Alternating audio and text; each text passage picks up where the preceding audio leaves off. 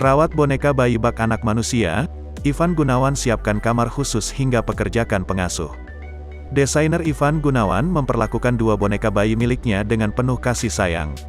Ia menganggap boneka tersebut seperti anak manusia dan menamakan mereka Miracle Putra Gunawan dan Marvelous Putra Gunawan.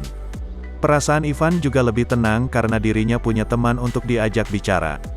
Seru, punya mainan baru di rumah, punya teman, ada yang bisa disayang-sayang, ucap Ivan Gunawan dikutip dari kanal YouTube Hits Infotainment, Rabu, tanggal 5 Januari tahun 2022. Ivan tidak main-main ketika merawat dua bonekanya, dia bahkan menyewa babysitter atau perawat anak untuk Miracle dan Marvelous. Dia juga menyiapkan kamar khusus untuk dua bayinya. Kebetulan masing-masing anak punya masing-masing pengurusnya. Ada yang ngurusin, ada kamar bayinya di rumah, ujar Igun, sapaan akrabnya.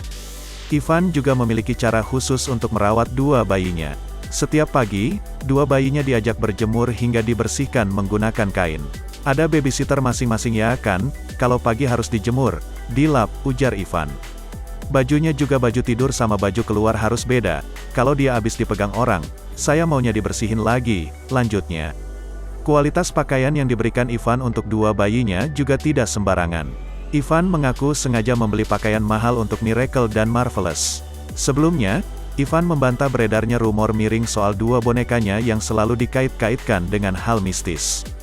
Aku mau bilang sekali lagi bahwa anak saya bukan anak setan, enggak ada urusannya sama iblis, sama jin, dan segala macam, ucap Ivan Gunawan dikutip Kompas.com dari kanal YouTube Hits Infotainment, Rabu, tanggal 5 Januari tahun 2022.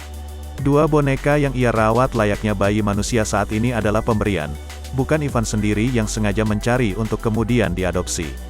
Sebagai sosok ayah dari dua bonekanya, Ivan juga menjamin bahwa Miracle dan Marvelous bukan media penyimpanan jin peliharaan.